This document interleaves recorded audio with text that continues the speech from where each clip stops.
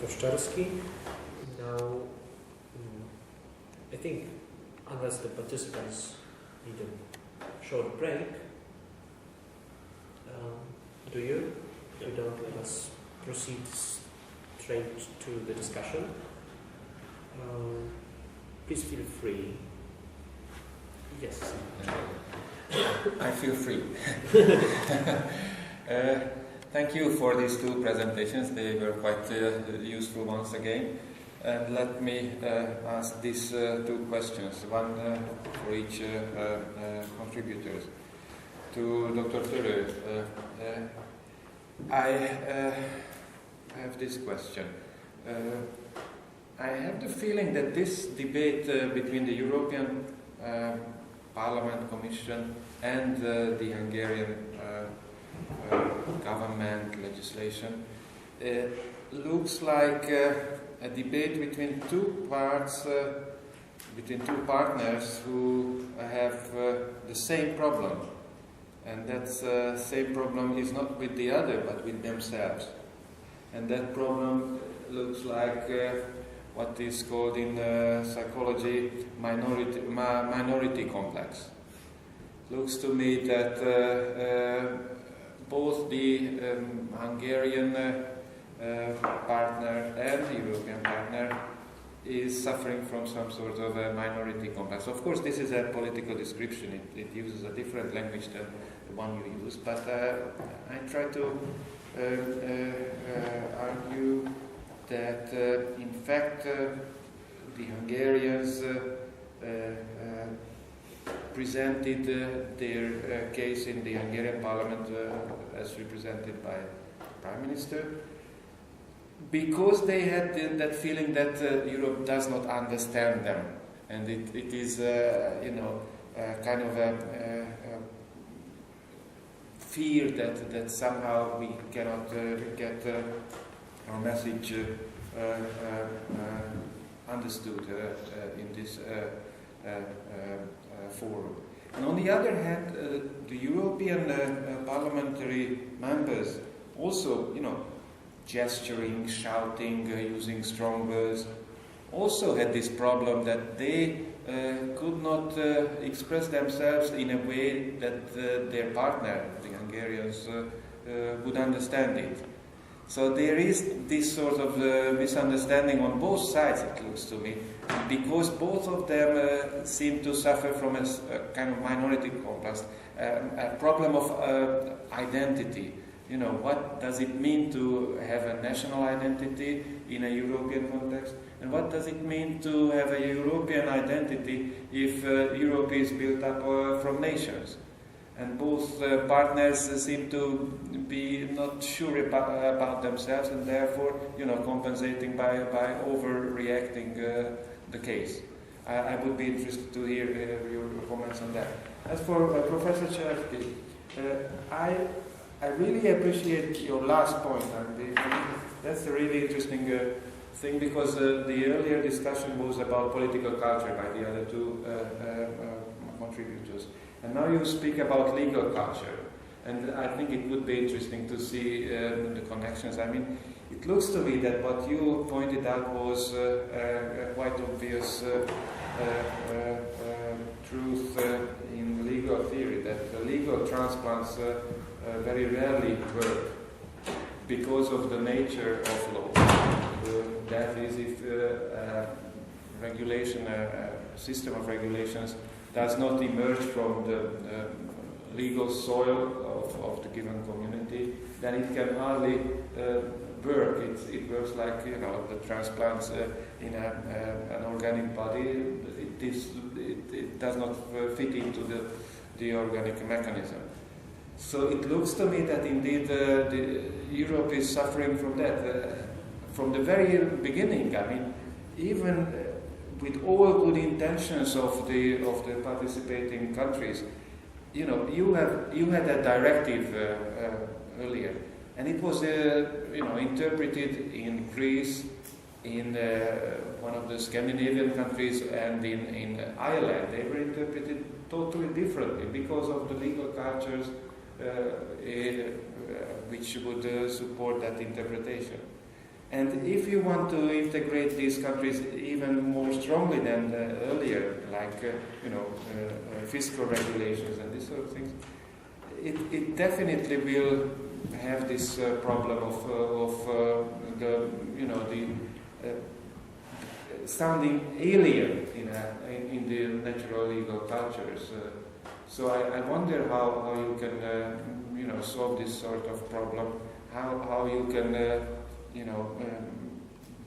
help to put that sort of transplant into that body, or what other solution can be found. So I wonder what you think about that. Yes, would you like to collect all comments into questions and then answers? Let's do it. Are there any other comments, questions? If not, I give floor to myself, if I may. I also have a question, sir, to Dr.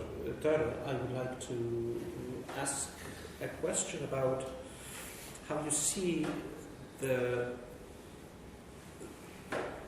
motivation behind the criticism, even though you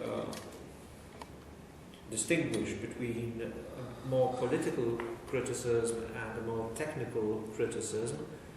In fact, they come from the same institution where there is very little democracy and very little expression of any, so to speak, spontaneous political movement of ideas. So, to some extent, the division between political and more technical criticism from the European Parliament and the Commission may seem irrelevant, but if it is relevant, what does it aim at? Namely, if it is directed against some specific provisions of constitutional law of Hungary, of course everyone may cope with it, because it's it's up to the national constitution maker to include these suggestions in the constitutional law. In fact, this was the Polish case. Such technical change was made in the Polish constitution in 2006, I believe. Polish constitution was amended, and I think it concerned the European arrest warrant, provisions concerning this aspect of Poland's integration with the European Union. But it seems to me that there might be something much more serious going on behind this criticism, namely undermining not particular provisions of the new constitutional law in Germany, but undermining the whole constitutional process. But of course, the burden of proof is very difficult to fulfill on the part of the Hungarian authorities. Which strategy is to be adopted? Because I think the answer to this question might be very important also from the perspective of other countries and from the perspective of the problems or alternative solutions to the problems mentioned by Professor Szczerski in his presentation. I would like to find out about your position to this problem. And as for Professor Szczerski's analysis, I would like to follow up on the point concerning the legislation, whether in fact we deal with the problem of new language, because new language in law, or evolution of the language, is something that legal systems deal with, and the changes in the legislative technique can be introduced. A good example of it would be probably any case of reception. It is often the case that legal systems absorb institutions from other legal systems and know what to do with them. But the problem, I think, here with the European legislation is a more serious one, because it would be very difficult to claim that we meet the criteria of reception. Legal systems find it more difficult to deal with the problem of imposition of rules, because if rules are imposed, and this very often is the case with the directives, because of the problems that you just mentioned, that they were not effective in harmonizing the policies in respective states. The result of it is part of it is the crisis that we have, that the implementation worked out in a completely different ways in countries of the north and those of the south. So the alternative technique was suggested by the European institution, was limiting the scope of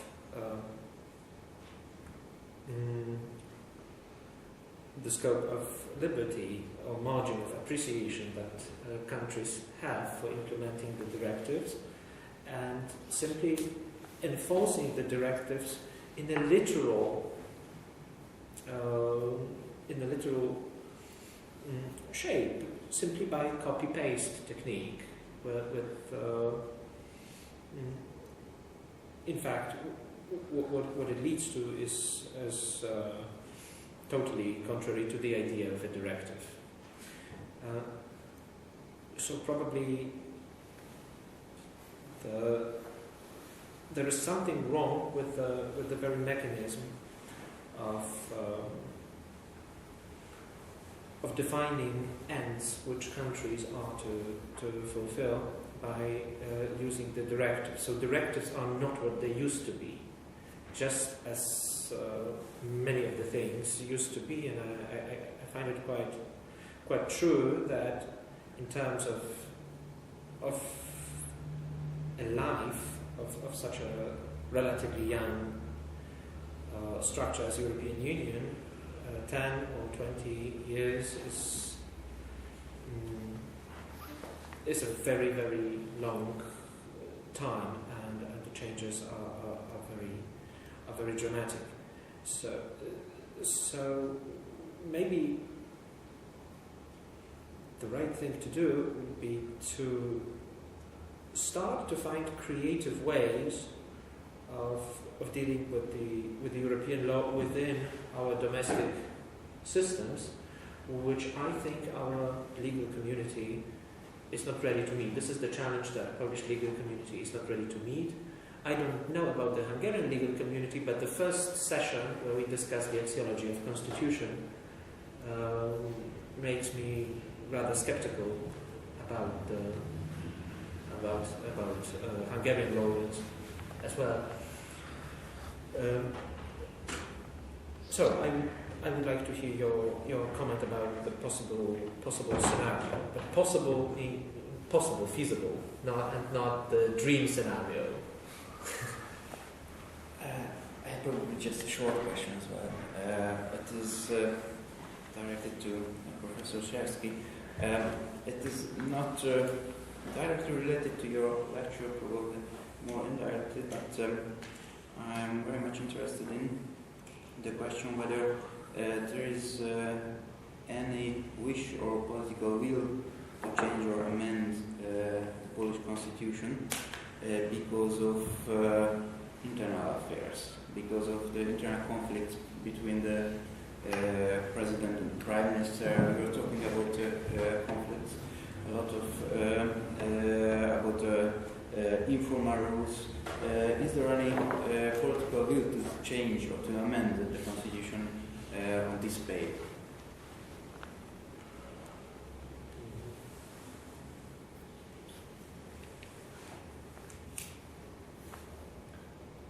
Okay, Would you please? may I have a comment, Mr. Taylor? Yes. Because it was very interesting what you said about the whole debate, seeing from the European Union dynamics, because the problem is that, of course, the Commission uses the values of the European Union somehow to expand its political role within the system. And we all know that the values were put in the treaty very much because of the French pressure to have an excuse not to include the Turkey into the European Union, but not to exclude Hungary from the European Union. And this is the funny thing, that those values which were put in the treaties, everybody knows, because of the Turkey. Now are used by the Commission somehow to put some pressure on Hungary. And what is even worse is that it is coincident. Somehow coincides with the fiscal or the budgetary problem of Hungary, and which narrows your possible maneuvers in this situation. Because this is what is the worst in the European Union is the double standards, and we all know that when some of the commissioners said some bad words about France and the expulsion of Romas from France, France just said, stop it and apologize. And the head of the commission, the president of the commission, apologized for the commissioner reading of her words. You cannot say the same for Mr. Barroso now, just apologize for all these things you are doing for Hungary, because of those double standards, because of this discussion of the values are somehow connected with your budgetary problems and the need of this loan from the IMF and so on. So this is the problem, of course, that we not only overuse, as from my point of view, the so-called the European values to put some pressure on the country, but also because of we use it in a cynical way, so to say that we just play to be strong for the countries which got the problems, but we are so weak. We as the European Union are so weak for the country which can just shout on us, and that's the story about the Commission. And that's so. If you can comment on that, what was the Hungarian debate on that about this connection between the pressure from the Commission and your need of the budgetary loan for? Do you feel yourself as being a double, as this is a double standard for the European Union? Yeah, I think that the political class or the political reactions, often those which were, I think, better argued, they could really point out these problems. So not directly head-on questioning whether the Commission has a right or not, whether Hungarian constitution is purely a domestic matter and nobody should intervene, but rather just saying that this is just simply, obviously, somehow again unfair that this argument is applied to Hungary and to not other countries. And one of the government position that it normally also would like to point out that there are examples to those solutions, what Hungary chose and codified in the Hungarian constitutional rules. This was also again actually the kind of a tactic what the Hungarian government used when last year, even the beginning of the Hungarian presidency, the media law came under the barrage of criticism. This was the first really kind of sensitive question which seemed that could mobilize politicians, journalists and everybody.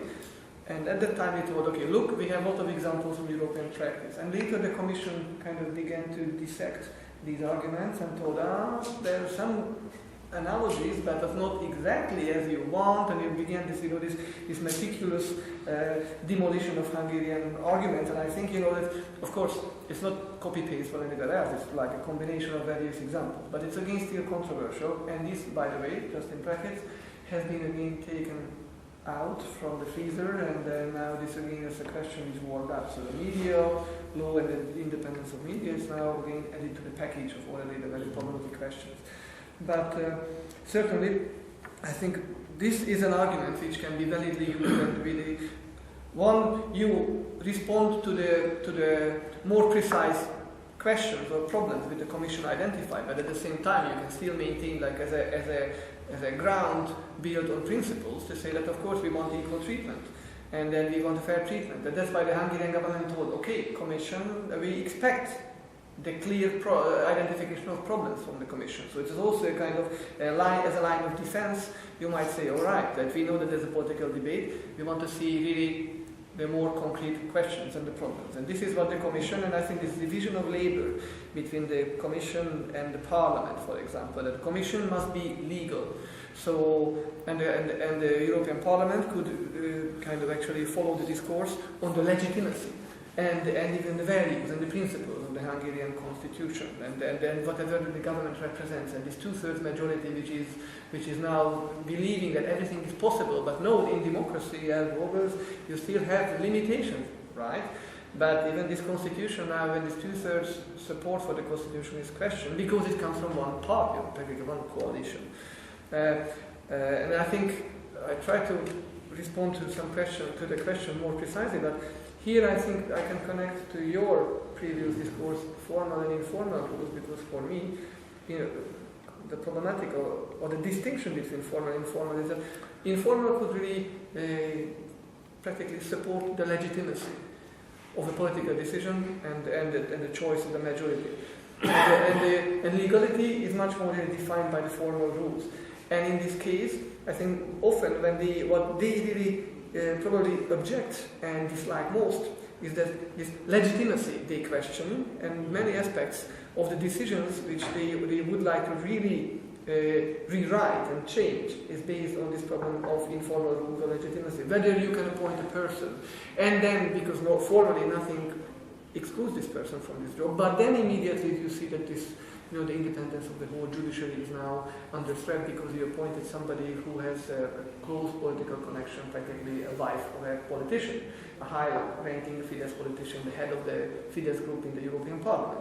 So of course we say that's informal, formal, but it's good to tell that, judicial independence, the foundation of democracy and constitutionalism is a problem, but formally you cannot challenge it. But you can challenge in the European Parliament when you debate the motivation, and you actually doubt the motivation. It's not honest, it's not democratic. And then what I could see in the European Parliament, that it was like two kind of incompatible discourses, because one, the Hungarian government tried to present, of course, the national constitution, we have good reasons why we adopted it, and now what are the motivations, and we really built in the constitution some very progressive elements, the prohibition of GMOs and all this, and the preservation of natural heritage, also part of the national heritage. So very elements being pointed, saying it is valuable, it's progressive, and after all, explain the reasons, and we needed this constitution. On the other hand, it seemed quite obvious that those who wanted to just smash the entire position of what was presented by the Hungarian government, it told that simply, we know that what is the reality in Hungary, and they use the discourse which were more of political accusation rather than any form of really tangible arguments, and that you can really confront. So what I could see there, that also of course the Prime Minister also took the battle to the field of ideological question, because it is a constitution clearly, nation, family, Christianity, here are the values. And I know that you don't like it, but even if you don't like it, it's legitimate. And this was, of course, this is at the level of values and principles. This is probably what is one of the most irritating elements in the Hungarian constitution. But you cannot legally challenge it. That's why you can debate it politically, and you can question, and plus everything, what is the intention of the government and the political line. But in order to somehow undermine or demolish at least some part of it, you need this more precise, because supposedly the European Union is a community of countries of rule of law.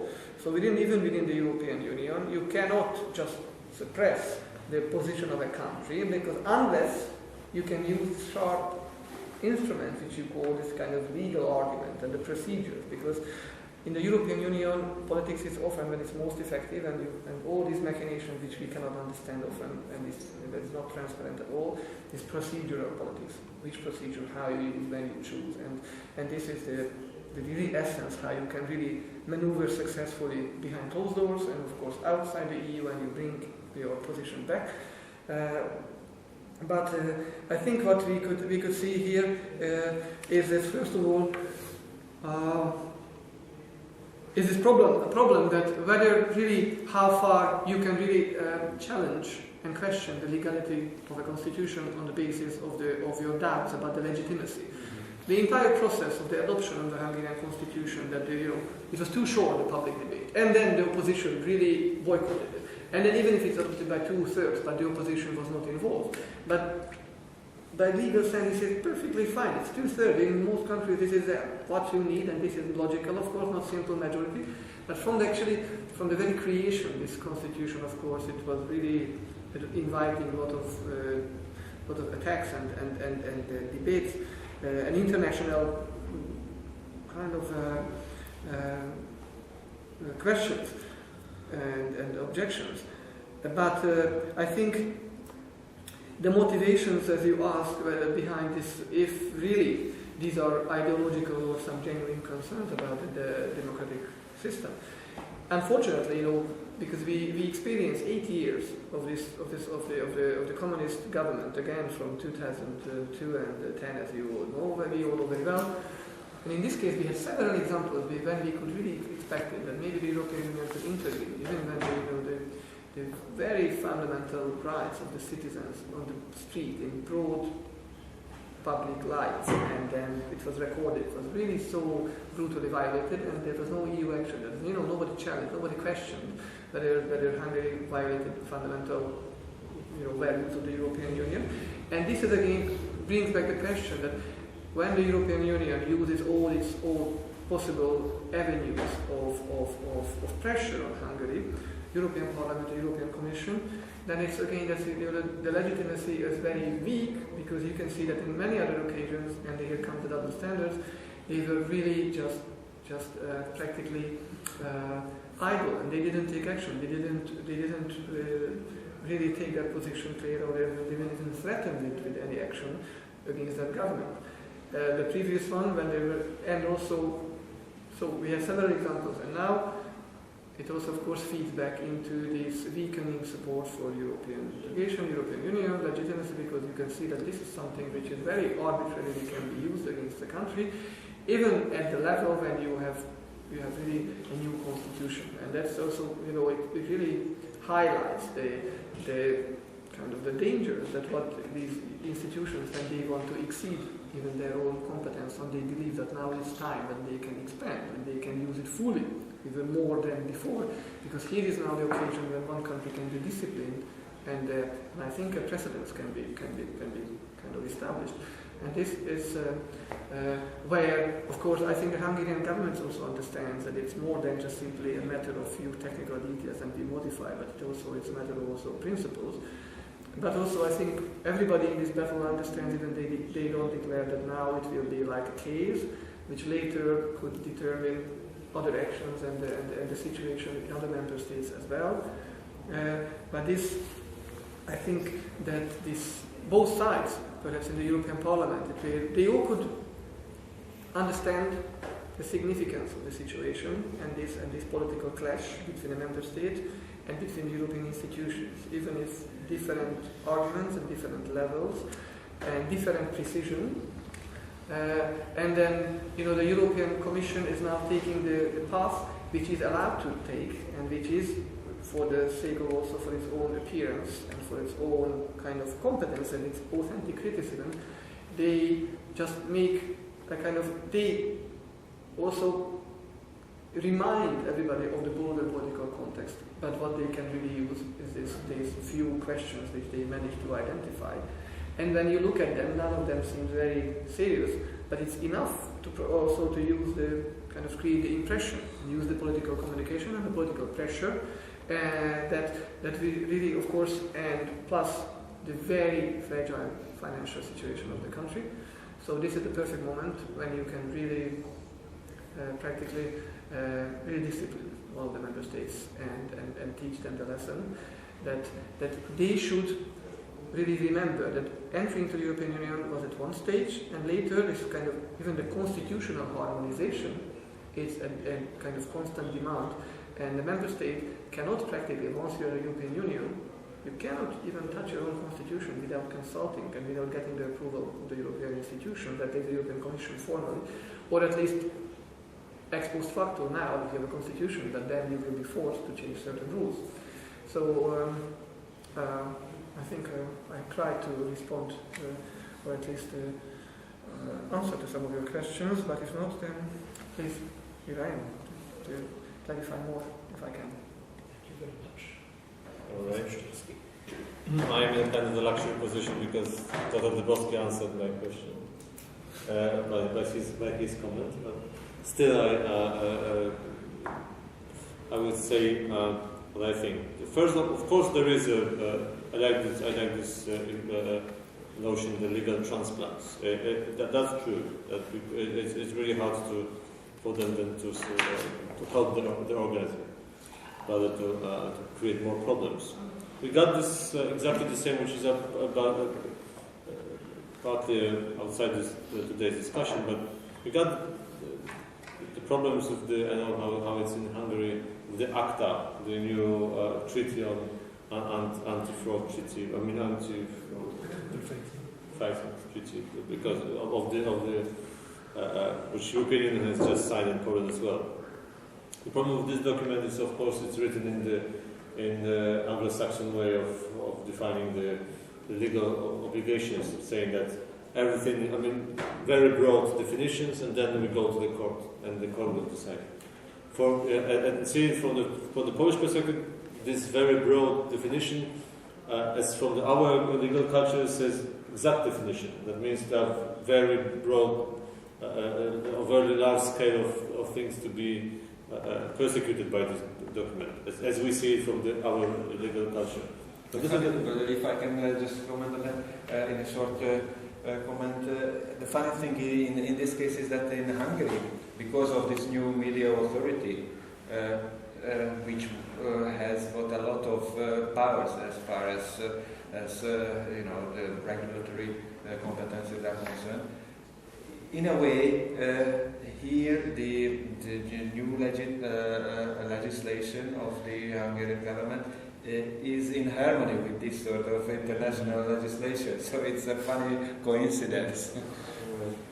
But coming back to the European Union thing, the problem is what you just exactly defined: the changing nature of the directive, of the European Union directives, from supporting what is called the open method of coordination,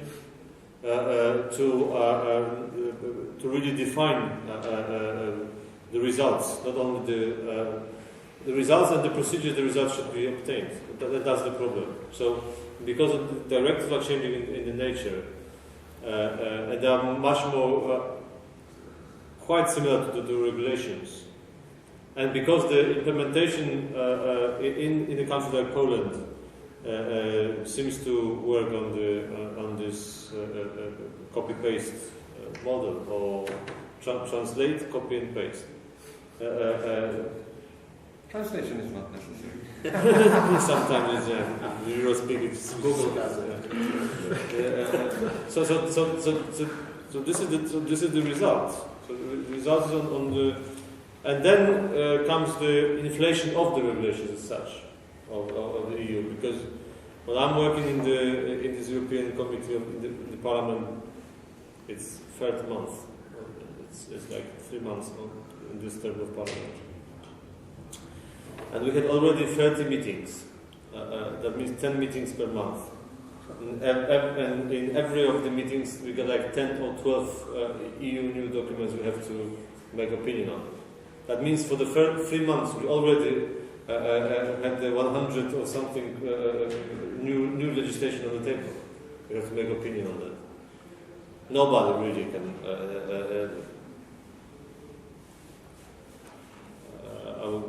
think of getting into details and really deal with that in a proper way. Because of that inflation, because of it's changing the nature, we are just copying and pasting into the Polish regulation. And this is really crazy. I mean, for the Polish presidency, I counted it was 200 of the official journal numbers. I mean, 200 new number, and in each of them we got like 5 or 6 regulations. That means the Polish presidency, like 1,000 of the new regulations come out from the Polish presidency, during the Polish presidency. 100 already for the 3 months of this. 100 what we had in the parliament. I don't know how many they actually put on in the different ways. So this is the real problem. We have to stop. I mean, if the feasible way, we just have to stop it, and come back to the. I mean, the only way to make some progress is to probably to define the strategic directives from the Polish perspective and to have some creative implementation. That means not to just to translate and paste it, the Polish legal system, but to really think of the goals it was supposed to achieve, and then try to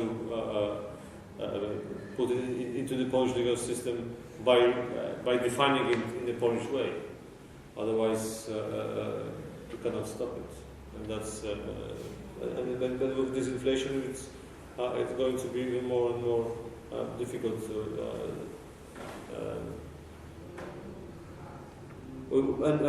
to make it,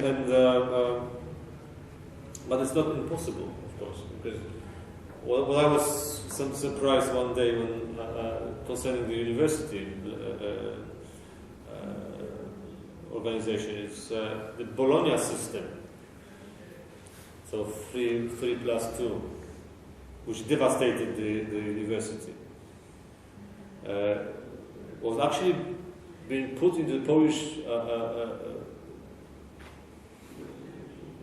law for the bill on the higher education, as it was binding by the European Union, as it was the necessary because of the membership in the European Union. So we just have a 3+2 because the union wants that. And then I was on a meeting with the different political sciences institutes from the different countries of the European Union, and I asked them, how do you deal with this 3+2? They said, what 3+2? I said, well, you are in the European Union, we are the European Union, so you surely you have the 3+2. No way, 3+2, that's a crazy idea. If someone wants it, it can have it. But anyway, we still have our own 5 years, and the Spaniards even got the 4 years for the political sciences.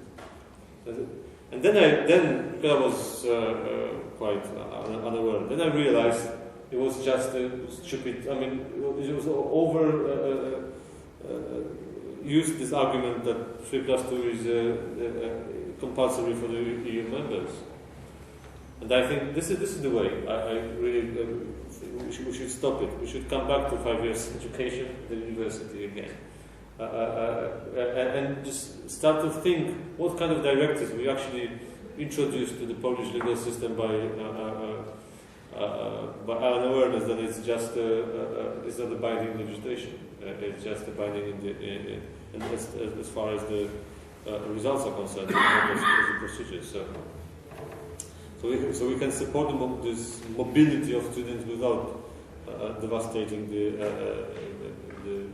whole university programs. And as far as internal affairs are concerned and the changes of the constitution, of course there are many proposals how to change the constitution. Unfortunately, they are mostly concerning just the political institutions to work now with better than the economy.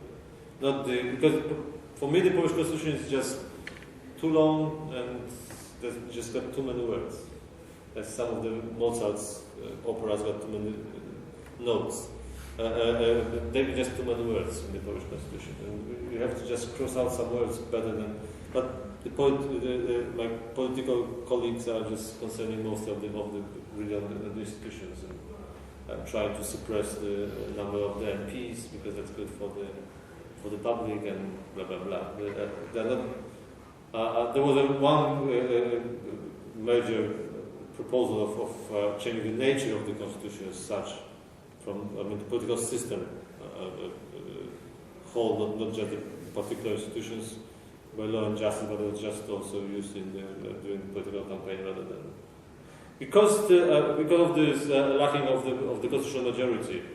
We never had a constitutional majority. Any of the political part of the political spectrum has got never the constitutional majority in any of the parliaments since 1997 surely. So this is just a theoretical discussion because of that, and because of this quite a sharp political division in Poland between the two major parties. It's really unforeseen that we can have any constitutional majority apart from the accidental one, like with this arrest warrant, because it was compulsory somehow to change it to allow the arrest warrant to be issued for the Polish citizens. Well, having said this, let me ask you if anyone would like to add something to this discussion.